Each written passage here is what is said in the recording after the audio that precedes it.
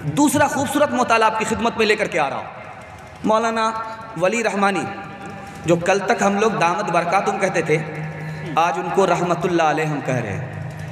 ان کو سامنے رکھیے، میرا پیغام آ رہا ہے، بہت خوبصورت پیغام آپ کی خدمت میں آ رہا ہے۔ اللہ نے قرآن میں پہلے موت کو ذکر کیا، اس کے بعد زندگی کو، جبکہ زندگی پہلے ہے موت بعد میں۔ اس کا راز کیا ہے؟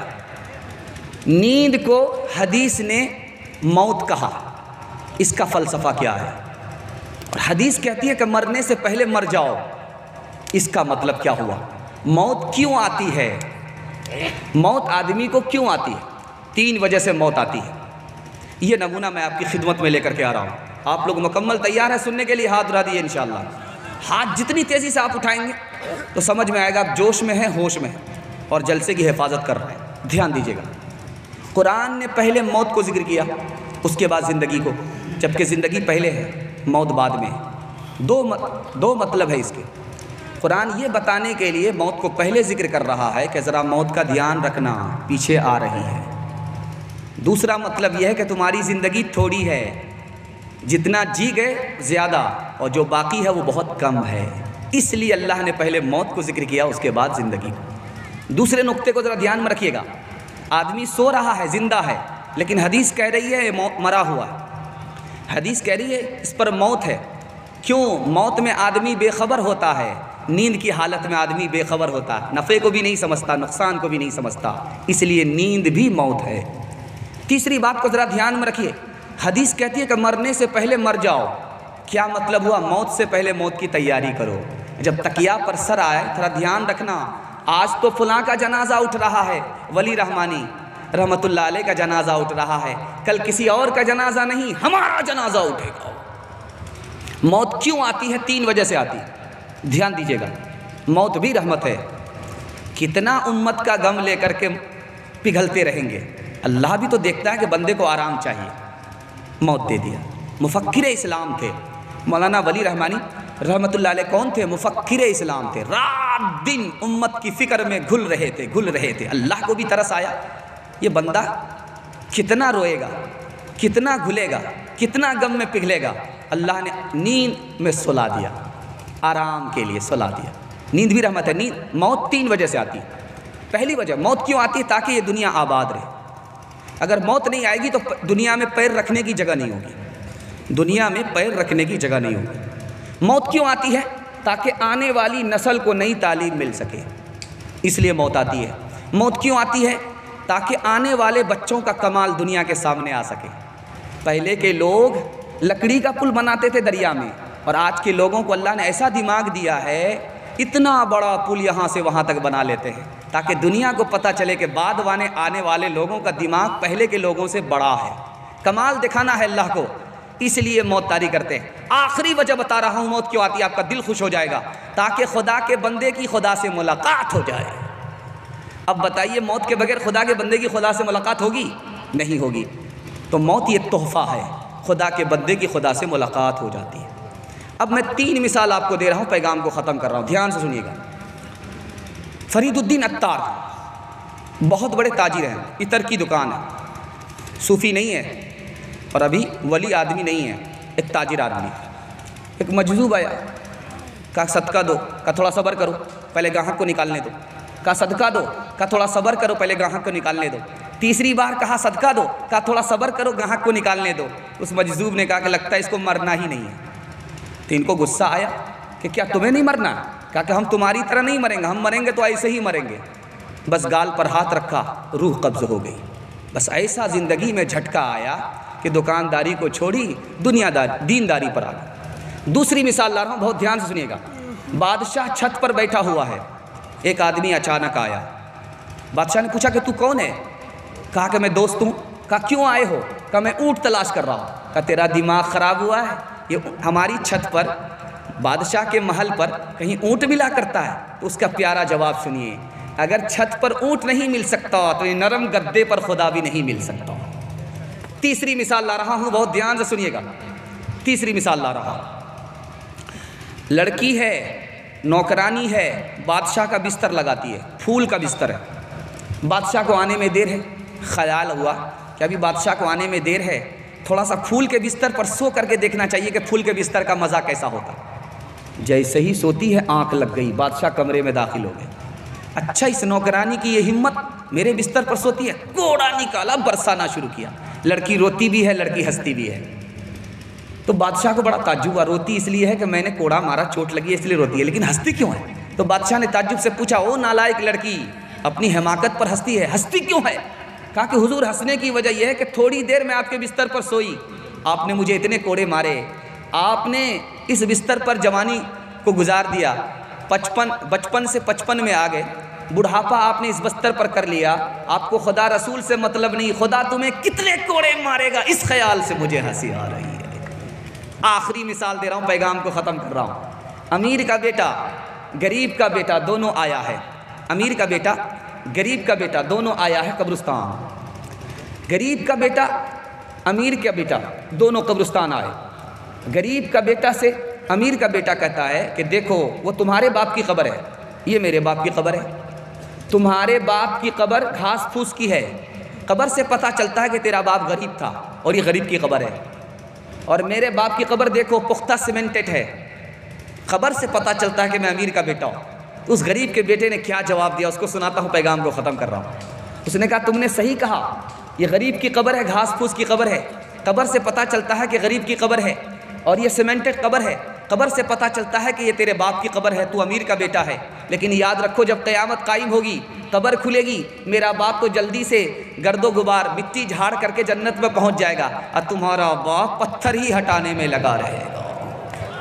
رہ کے دنیا میں بشر کو نہیں زیبا غفلت، موت کا دھیان بھی لازم ہے کہ ہر آن رہے. جو بشر آتا ہے دنیا میں یہ کہتی ہے قضا، میں بھی پیچھے چلی آتی ہوں ذرا دھیان رہے. او غافل انسان انسان، او غافل انسان، او غافل انسان انسان، او غافل انسان. آنکھوں سے تو نے اپنی کتنے جنازے دیکھے، ہاتھوں سے تو نے اپنے دفنائے کتنے مردے. انجام سے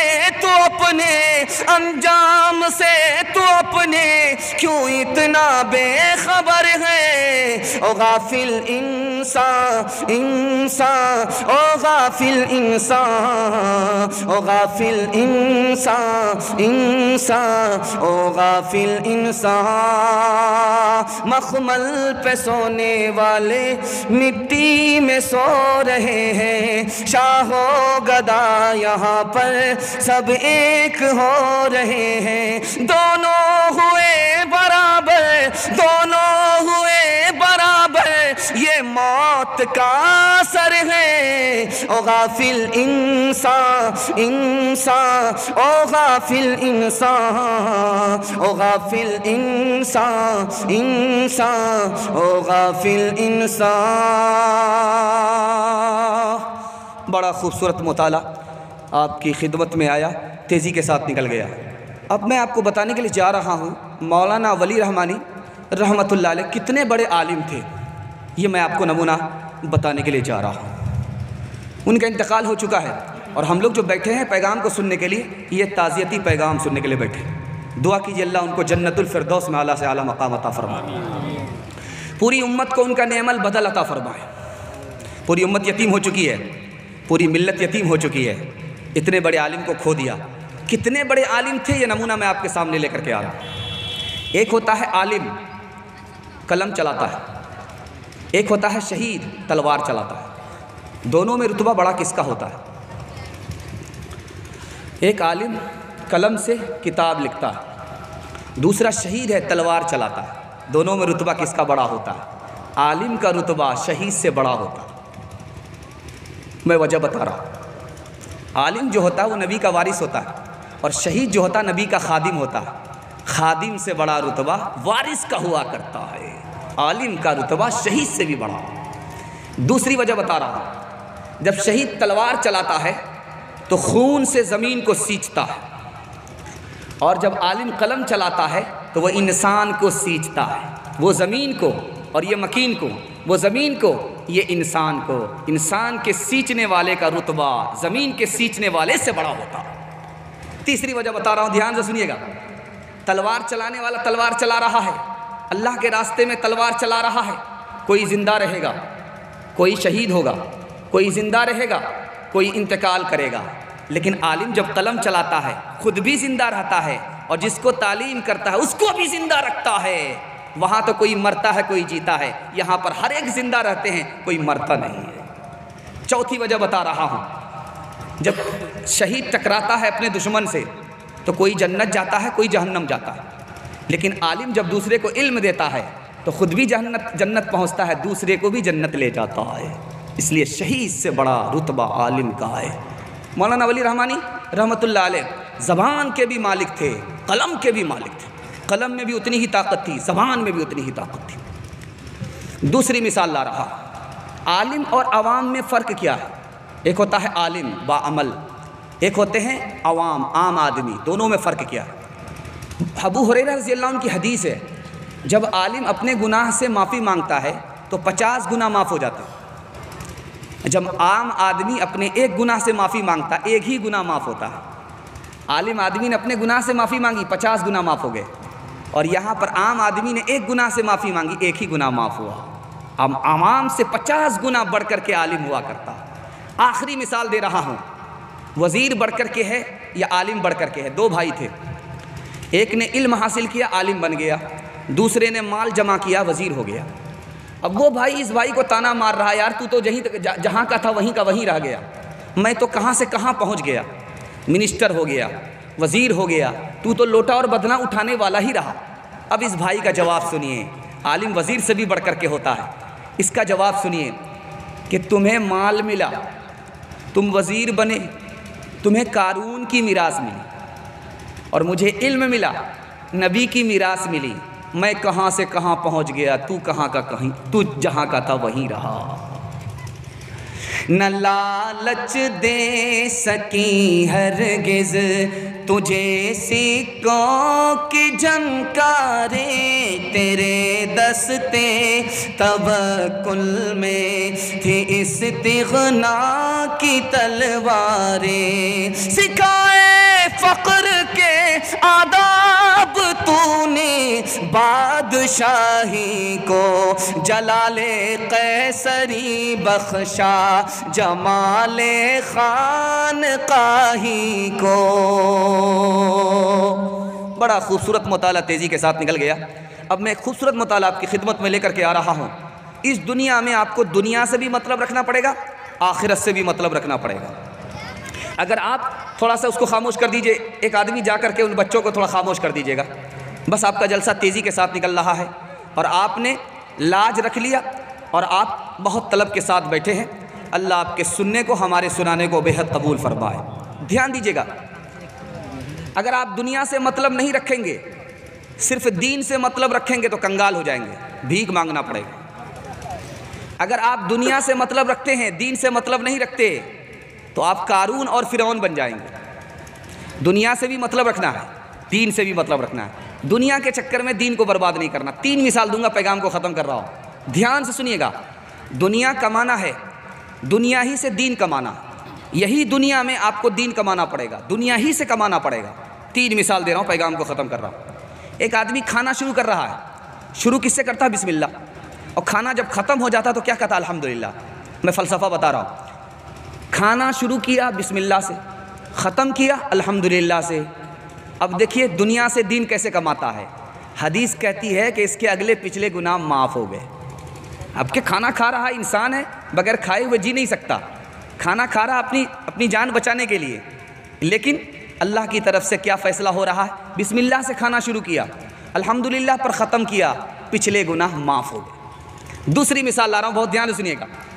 باپ کا سایہ سر سے اٹھ گیا، بچہ یتیم ہو گیا، کس کو ترس نہیں آئے گا؟ سب کو ترس آئے گا کہ باپ کا سایہ بچے کے سر سے اٹھ گیا، بچہ یتیم ہو گیا۔ آپ نے انسان ہونے کے ناطے اس بچے کے سر پر ہاتھ رکھا، صرف ہاتھ رکھا ہے، اور یہ ہمدردی ہے۔ بچہ یتیم ہو گیا، معصوم، اس کے سر پر کون ہاتھ نہیں رکھتا ہے؟ کس کا دل پتھر ہوگا؟ لیکن حدیث کہتی ہے کہ جتنے بال ہاتھ کے نیچے آئے اس کے برابر اجر مل گیا اور جہنم حرام ہو گیا۔ دنیا سے دین آدمی کما رہا۔ تیسری مثال لا رہا ہوں، کون صدقہ نہیں کرتا ہے؟ آپ کے دروازے پر کوئی غریب آئے گا تو آپ صدقہ کریں گے، غریب کی مدد کریں گے، لیکن آپ نے 1 روپیہ دینے کے بجائے 2 روپیہ دیا، آپ نے 2 روپیہ دینے کے بجائے 4 روپیہ دیا، جوڑا جوڑا دیا، کپڑا دیا، جوڑا دیا، پیسہ دیا، جوڑا دیا۔ حدیث کہتی ہے کہ اس بندے کے لیے جنت کے 8 دروازے کھل جاتے ہیں۔ صرف جوڑا جوڑا آپ نے صدقہ کیا۔ کون کس کی مدد نہیں کرتا؟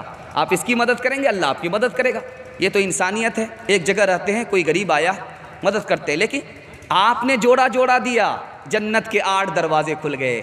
دین سے آپ نے، دنیا سے آپ نے دین کما لیا۔ آخری مثال دے رہا ہوں، صبح کا وقت ہوتا ہے، شام کا وقت ہوتا ہے، آدمی جھولا لیتا ہے، دکان پہنچ جاتا ہے، دکان پہنچتا ہے سودا لینے کے لیے، اور دکاندار دکان کھول کر کے ہے پیسے کے لیے۔ دکاندار کو پیسہ چاہیے، گاہک کو سودا چاہیے، دونوں ایک دوسرے کا محتاج ہے، لیکن خیال کیا ہے؟ سودا لینے کے لیے گیا ہے، لیکن خیال یہ ہے کہ کم قیمت میں سودا نہیں لینا تاکہ میرے دکاندار بھائی کا نقصان نہ ہو جائے، اور وہ اس خیال سے اس کو سودا دے رہا ہے کہ اس کو زیادہ قیمت میں سودا دیں گے تو اس بیچارے غریب کا نقصان ہو جائے گا۔ صرف دل میں اس کے خیال آیا کہ اس کو نقصان نہ ہو جائے، اس کے دل میں خیال آیا اس کو نقصان نہ ہو جائے۔ حدیث کہتی ہے اس کی بھی مغفرت ہو گئی، اس کی۔ السلام علیکم ناظرین، آپ دیکھ رہے ہیں S B media YouTube channel.